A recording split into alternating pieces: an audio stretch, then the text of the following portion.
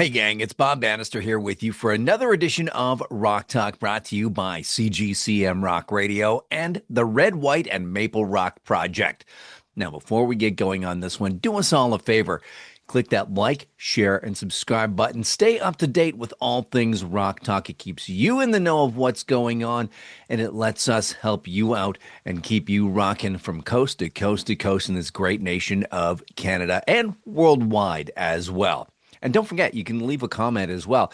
Maybe there's a band out there that we haven't discovered that you know about that, we'd like to talk to and get to know them a little bit better and spread the word of some really great rock and roll. Leave that down in the comments below. So this time around on Rock Talk, finally, I've been able to catch up with this band. We've been talking for about, I'd say a year or so, ever since they released their album National Dream back in 2024. I wanted to talk to these guys because they are just an amazing Canadian band from the West Coast, from the left coast, as we call it here out in Ontario. I know it's not that great of a comment, but hey, it is what it is, right? So anyway, this band from the left coast of Canada, they're called Cash Creek. I've been trying to catch up with these guys for a really long time. Schedules just didn't mesh up. They were busy. I was busy. It just didn't work out. But finally, we got to sit down and talk. And boy, did we talk. We had to go into 2 Zoom sessions to do so, and it was a whole lot of fun. So, what do you say? We step inside the Rock Talk Red, White, and Maple Rock Project studio and sit down and have a chat with these guys from Cash Creek from Vancouver, British Columbia on this edition of Rock Talk with CGCM Rock Radio and the Red, White, and Maple Rock Project.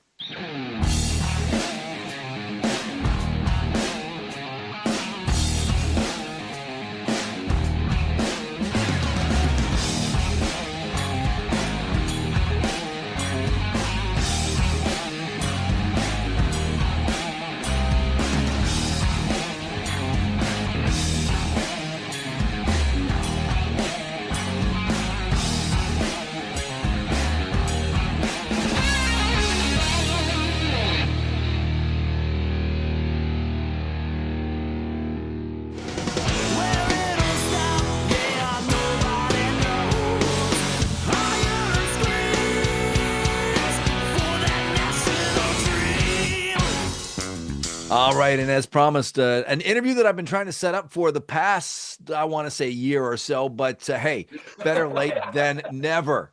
Better late than never. We're joined from Vancouver, British Columbia, the band Cash Creek.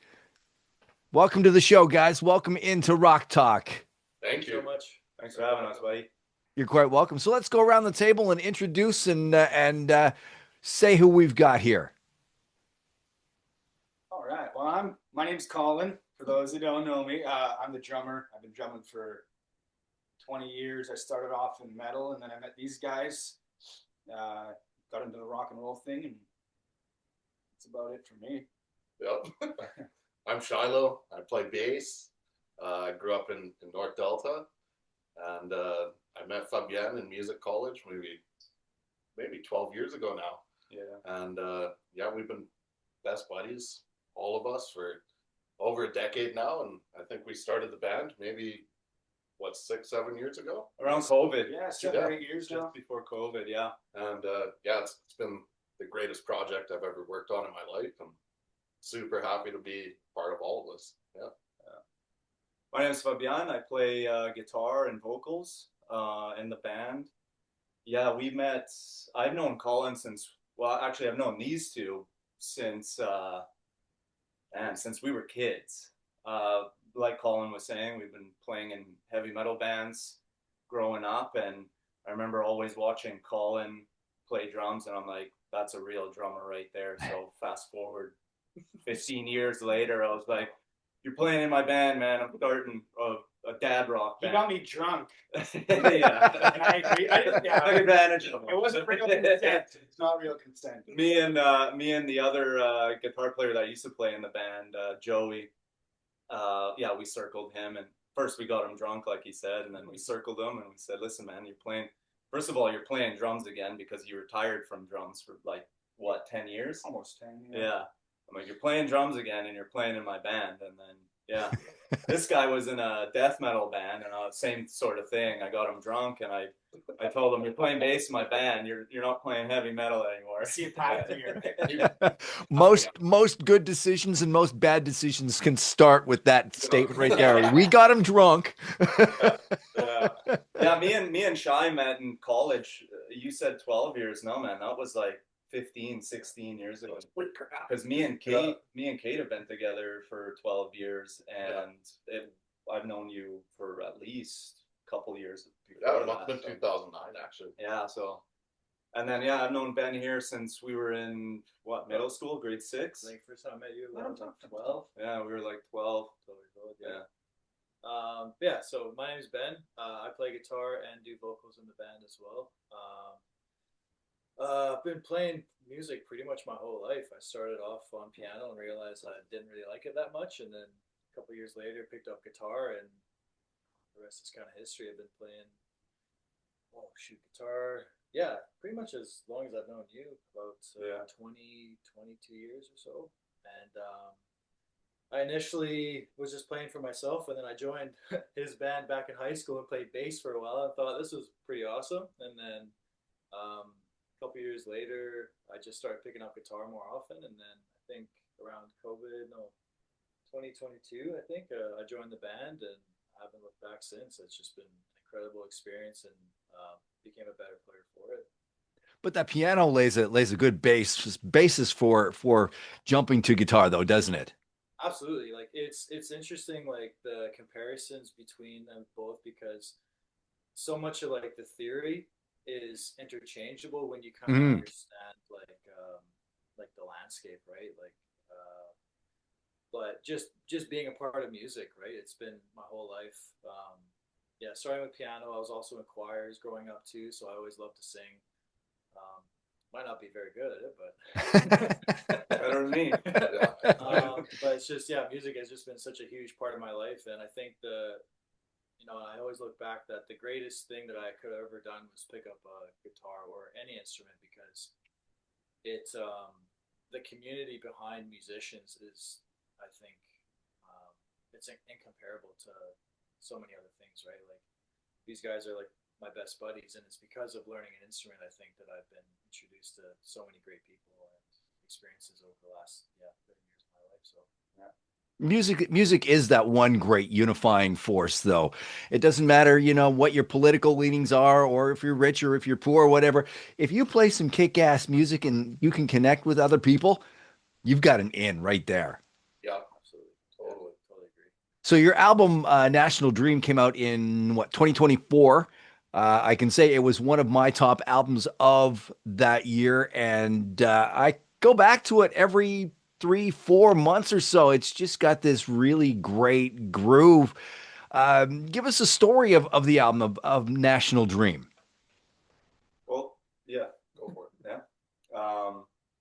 National Dream, the title track is kind of a little Canadian history. It's about the Canadian National Railway.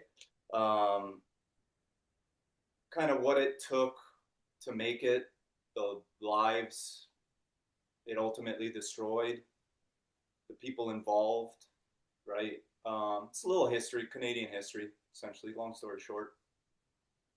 Very But as in cool. Canadian, not just Canada as a nation, this area as a nation. So Right.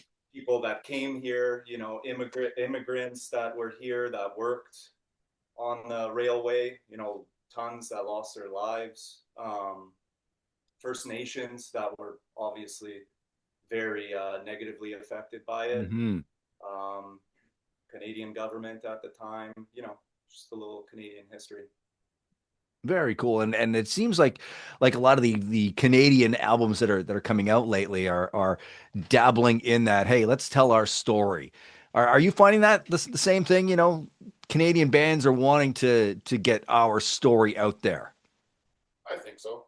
Like for me personally, we have a couple songs that lyrically I wrote around my Métis heritage. My great great great uncle was Gabriel Dumont, and he fought directly against John A. Macdonald in the Okay. Red River Rebellion. Right. So like we all have like history to our families and a story that we want to tell. And we like to reflect that in the music as well. And, A National Dream was a huge part of that. Same with our first EP, particularly the song A Rebel Never Dies. I wrote that about my uncle because he was a tough son of a gun. And, I think all of us kind of are history nerds. So we like to incorporate that in our music. And Well, yeah, I'd say other bands definitely well, do there the you same. go. You're my people. You said history nerds right there. Yeah. Music nerds, history nerds for sure. Seems like Absolutely. the older we get, the more into history we get too. It's just something about being an older man. Absolutely. Absolutely. I can feel you on that one. Like another one of my passions is aircraft. And my grandfather worked on building the Lancaster, and I had an uncle that worked on building the Avro Arrow. So Oh it's wow, like, yeah, that's yeah. really cool. That's awesome.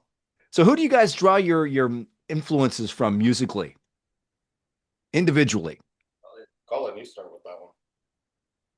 Yeah, I don't know. When I first started playing drums, it was the metal style, like how fast can you get, how smooth can you make your quads, and but the people I listened to were always more like the Chad Smiths, the Jamie Chamberlains, like the groove and the feel, and I kind of always kind of subtly gravitated that way, finding the beauty and simplicity, right? So Hmm. my influences are yeah, Chad Smiths, the Jimmy Chamberlains, the Smashing Pumpkins, just like the drummers that stand out for, without standing out. They Right. speak the language without, having the spotlight on them. That's kind of the people I draw my influence from. Quietly understated. Yeah, absolutely. For myself, I don't know if you can tell, I'm decked out in Ozzy and Black Sabbath stuff. Absolutely. So for me, like I think I was 7 years old. I heard Black Sabbath the first time, heard Crazy Train the first time, and it took me off on my music journey. And I'd say my biggest influence is definitely Geezer Butler. I think he's just an absolutely phenomenal bass player and lyricist. Hmm. I love Metallica. Metallica changed my life the first time I heard it. I can distinctly remember hearing it the first time, probably grade 8, grade 9. And from that point forward, I started growing my hair long, decided to start playing bass. So, Cliff Burton was a huge influence on me. I have a funky side. Love Les Claypool, Primus, Oh God, yeah. all of that stuff. Like I just love old school heavy metal, old school thrash, old school funk. I'm kind of stuck in the 70s and 80s myself. And those are my main influences for sure. Very cool. Yeah, for me, um, yeah, very vast as well. I come from, um, I think it started with like classic rock, heavy metal. My old man uh, comes from a country, Romania. I'm sure you know of it. It Mm. was back then when he left, actually he escaped Romania. Um, Back then it was under communist regime, so Western music wasn't really allowed. So he would always have to get his Deep Purple records and his Bad Company records and whatever records, even BG records, off of the black market, right? So fast forward 30, 40 years when he's kind of teaching me about music, he's showing me everything from, Uriah Heep, all the 70s classic rock stuff, but he's also showing me, Bee Gees. He's, showing me Billy Joel. He always taught me to have a vast appreciation for music. Hmm. So that's kind of what I started with. And then I got into the extreme metal stuff. So, Behemoth, Lamb of God, the typical stuff when we were teenagers. Definitely drew a lot of influence from that. But when it comes to my musical taste now, and since I can remember, it was always Leonard Skinner. That was always the top for me. Right on. Gary Rosington, Alan Collins, those guys, listening to them. I think because Southern rock and country guitar was so different to me. It was so within but outside of our typical blues rock scale that I was always so drawn to it because I'm like, whoa, that's how do you shred guitar like that? It was always so different. Anyone can pick up a pentatonic scale and start ripping that, but the things they were doing, I was just like, whoa, that's really cool. There's also another guy named Johnny Highland that I really admire for his guitar work. Mhm. Amazing country rock, just country guitar player. Yeah. And it seems that that's what the way that the modern country sound is going now is borrowing very, very heavily from the Allmans and Leonard Skinner and 38 Special and all those great Southern rock bands. How it should be. Absolutely. And for yourself, your Uh, influences. I ever since I was young, it's I can kind of uh, say that a lot of my music taste came from my old man.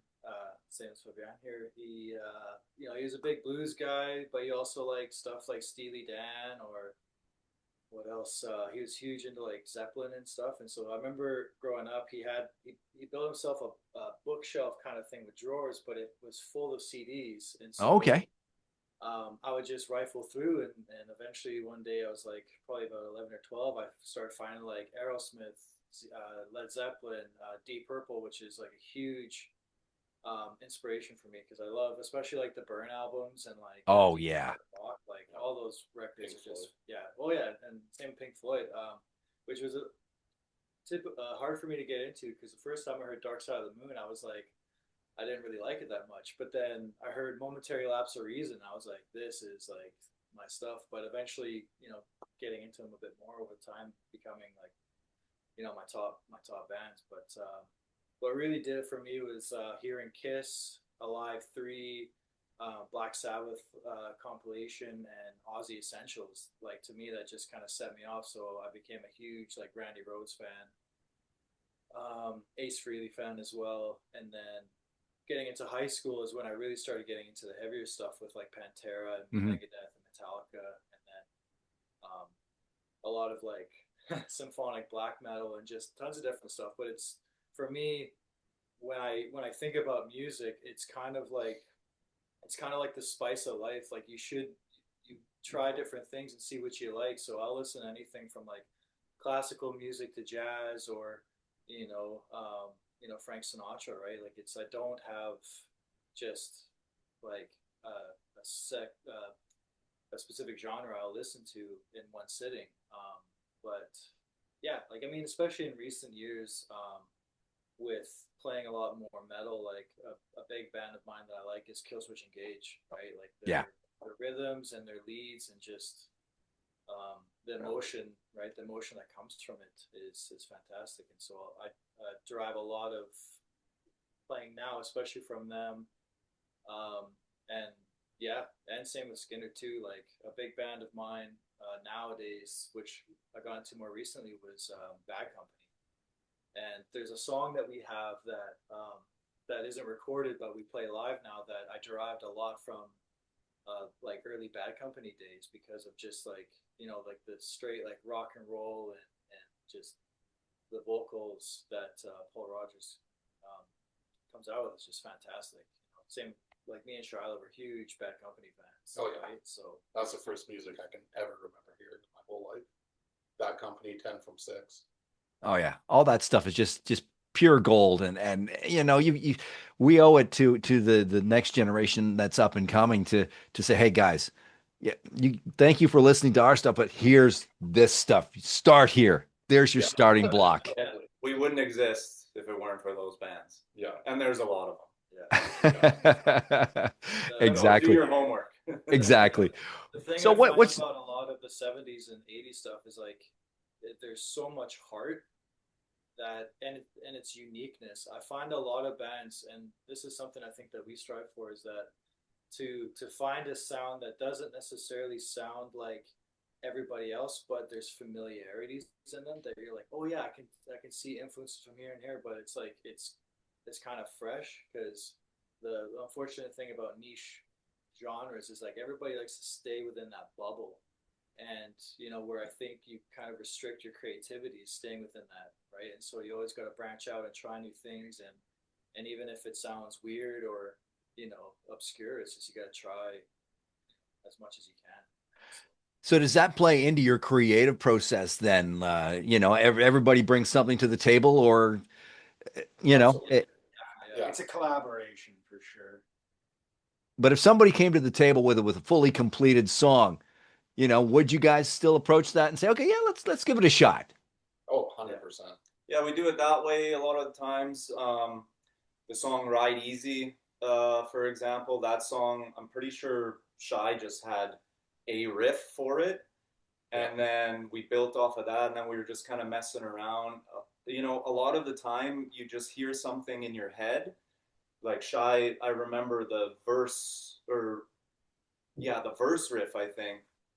He was just mouthing it to me. He was just like, "Dan, dan, dan," and I had to no, not over there, no, not over, yeah, that's it right there, yeah, keep doing that. So you got it in your head, you're hearing it, but you got to get someone to kind of translate whatever you're hearing in your head sometimes. So And another huge thing that we do is we'll always take our phone and we'll go to the voice recorder, and we'll just hit record when we jam. And there's so many times where we go back and listen to our jams, and there will be like a 20-second period where someone off in the corner was just noodling a riff by himself.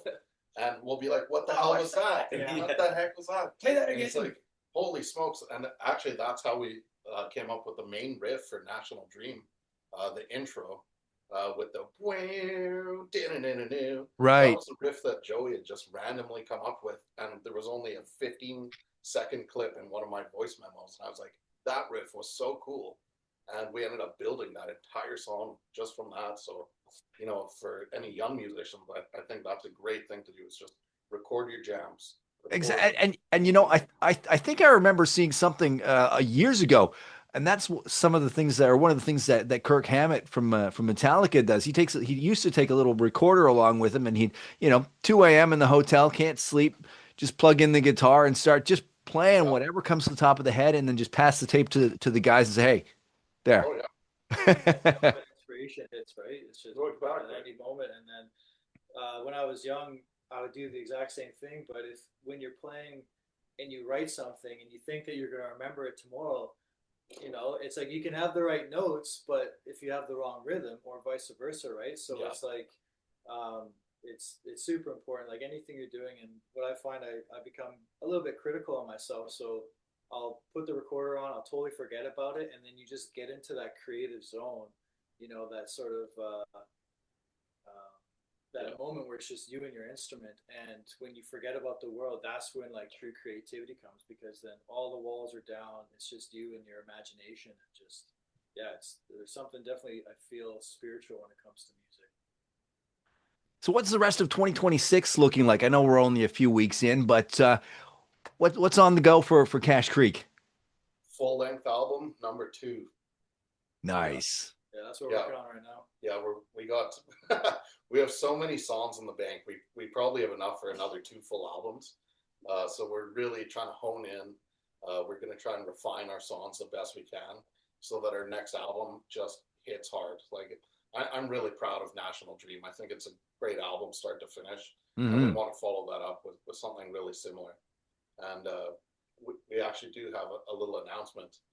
We got a new member who's joining us this year. And we have a new keyboard player who's going to be joining, and we'll make an announcement about that soon. Very cool. Very cool. And show wise, you guys going to be doing some gigging in the near future? We kind of put a pause on the shows to Okay. focus on writing, but we do have a small show in Maple Ridge coming up, I think March 21st. We're going to be playing with Hot Spell, a great local band, and a couple brand new bands from some of our old friends, and it's going to be a great show. That's going to be at the Wolf Pub, March 21st. Yeah. So that's the only show we have booked for now. Once the album's done, we're hoping that we could probably do a little Western Canada tour and try to get outside of Vancouver and branch out a little bit. that's kind of what I'm focusing on this year. That was my goal for this year, is to kind of start branching out and start reaching out to people to maybe do some weekend warrior gigs up in the Okanagan, as far as we can go, maybe out your way even. Because there's a lot of places to play here, but we also want to get out and show at least Canada who we are and what we do, and then we'll see. We'll go from there. Well, we're trying to do our part here in Ontario and on CGCM Rock Radio by spreading the word of Cache Creek and getting you guys out there as well. But what's the Vancouver scene like? Like what's the rock scene like there? Honestly, pretty awesome. It's really close knit. Yeah. There's not like a ton of specifically rock bands. I think there's probably a bigger metal scene Yeah, Okay. than a rock scene. yeah, But you know, the rock bands that are in town are absolutely phenomenal.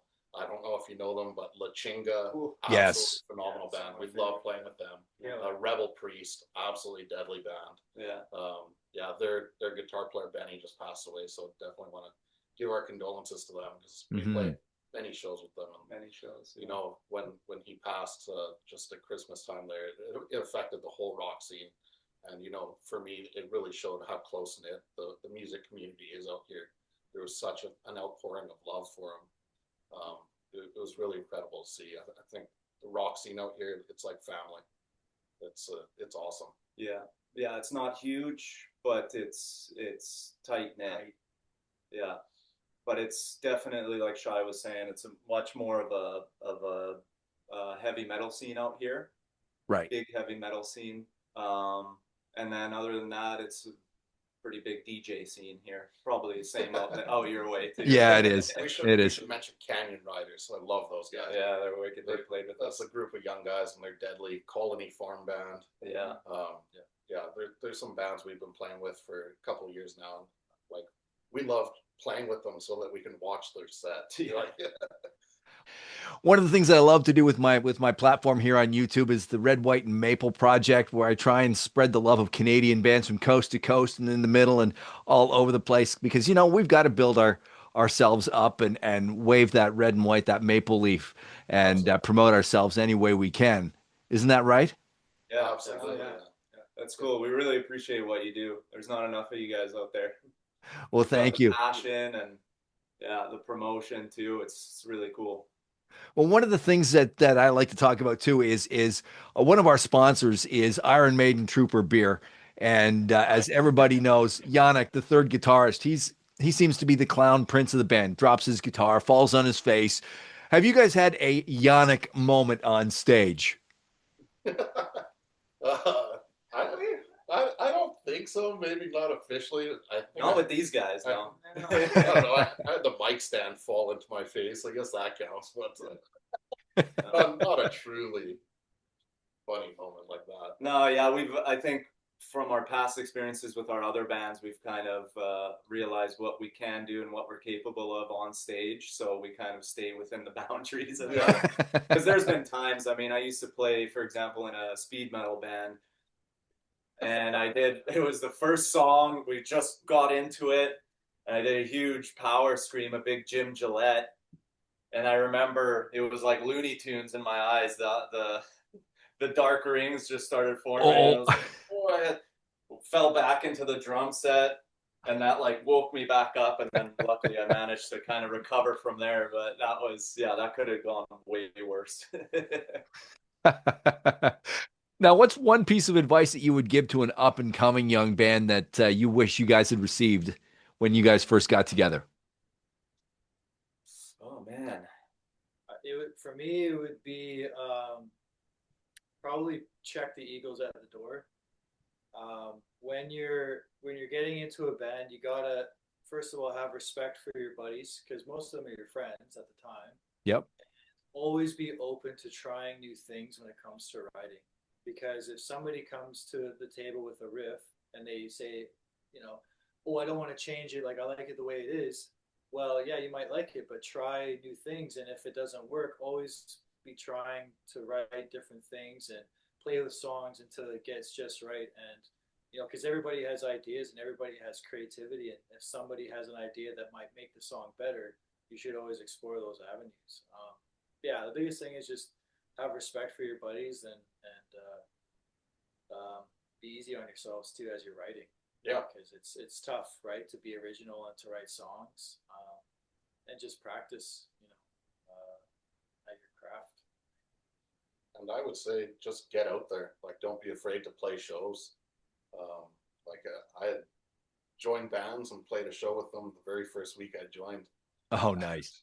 those experiences were invaluable to me. I learned a lot about, what I can do and how I can push myself, and just learning about how to have a good presence on stage. So like, I think just leaving fear at the door is a great thing. Be brave, take the risk, and have fun. That's always the number one thing. Like for us, we've actually never even gone on tour. Like we've just been so into writing the music. We've never really prioritized, the business aspect of the band. And I'm sure that's to our detriment to some point. Like I'm sure more people would know about our band if we were a little more militant about how business-like we operate things, but that's not why we're here. We're here together as a band because all of us love music so much. And, I think that's a great thing for a new band. It's just find new music. Never stop the hunt for new bands, new riffs. And yeah, like Ben said, be creative and don't box yourself in. Mm-hmm. Yeah, to add to that, not only the respect, because that's probably the biggest one, but to young upcoming bands, you almost got to assess if everybody is on the same page, and if everyone has the same drive, like through thick and thin, no matter what, this is what we want to do. This is what we want to accomplish. It's a lot to do with being on the same page and sticking to that path. Because when we were younger, it seemed like such a easy thing, like to be a rock star. You know what I mean? Like, well, so all we got to do is just write a bunch of music and keep playing, and that's all we do. Skipping school and going to jam. You know what I mean? That's all we did. But now as we grow older, you got more responsibilities and stuff. It becomes a whole lot tougher, right? Yep. So just keeping that in the back of your mind that, that's everyone's got to be on that same page to have that drive, and that drive's got to stay there pretty much forever, because it's a lot to manage 4 or 5 different guys' schedules, and yeah, for the stars to align to make up for 1 2-hour jam, never mind touring and all that stuff. Right. Now everybody's got one of these. You're driving down the road, you get the car radio on, a song comes on, and you go, damn, I wish I wrote that. Freebird. That was easy. Greatest song of all time. I fight with these guys about it all the time. Yeah. I tell them, don't argue with me. Maybe, just maybe, we might be playing that at our next show. Oh, there you go. Big maybe. Yeah. Keep that in mind if you're going to the next show. So now, before I wrap things up here, I love to do this little thing called This or That. And because we're working with the Red, White, and Maple project this time around, we're going to keep this Canadian. We're going to do the Canadian edition. So if you're ready, these questions have nothing to do with music, just some top-of-the-head questions, top-of-the-head answers. If you're ready, let's go. Let's go. Toque or ball cap? Ball cap. Ball cap. I did that one on purpose. Good morning out there, boys. Maple syrup or honey? Maple syrup, all the syrup. Honey, come on. Oh, Sorry. get out of here. Snowstorm or rainstorm? Snowstorm. Snow. Yeah. Snow. Yeah, big snow guy. Stanley Cup or Grey Cup? Stanley. Stanley. Cottage weekend or beach escape? Cottage. We say cabin. Oh, okay. All right. So I'll rephrase that question. Cabin or beach? Well, yeah. Cabin on the beach. There you go. There you go. Pizza or burger? Pizza. Both at the same time. Ooh. There you go. I like that option. Burger pizzas. Yeah, I like the way you think. I love the way you think. I'd probably go pizza. And speaking of pizza, the final question: pineapple on pizza? Yes or no? Yep. Bring it on. Yeah, we love it. Sacrilege. Throw it out to the street. We're the only non-Italians. Well, hey, guys, it has been an absolute blast having you on this edition of Rock Talk. Take a few seconds before we sign off and do some shameless self-promoting. Go ahead. All right. New album. It's It's going to be coming out hopefully this year, maybe next year. We'll see how the work goes in the studio. But yeah, we have all our music. It's on Spotify, YouTube, everything. Just look up Cash Creek Band. Look up our last album, National Dream. We all think it kicks butt. We have our very first EP on there, self-titled Cash Creek. It's got 5 great songs on there too. Hopefully we'll have a name for the new album soon. I don't know what we're going to call it yet. Yeah. But definitely keep your ears peeled because, you know, we're working hard. We want people to enjoy our music. That's why we do it. And hopefully you'll see us in a town near you soon enough. Hopefully we get to meet in person one day, Bob. That would be awesome. That'd be absolutely awesome. Absolutely. Guys from Cash Creek, I want to thank you for joining us on this edition of Rock Talk. Thank you very, very much. Thank you so much. Thanks, buddy. We really appreciate it. You're quite welcome, and I want to thank you for joining us on this edition of Rock Talk with CGCM Rock Radio and the Red, White, and Maple Rock Project. Catch you next time.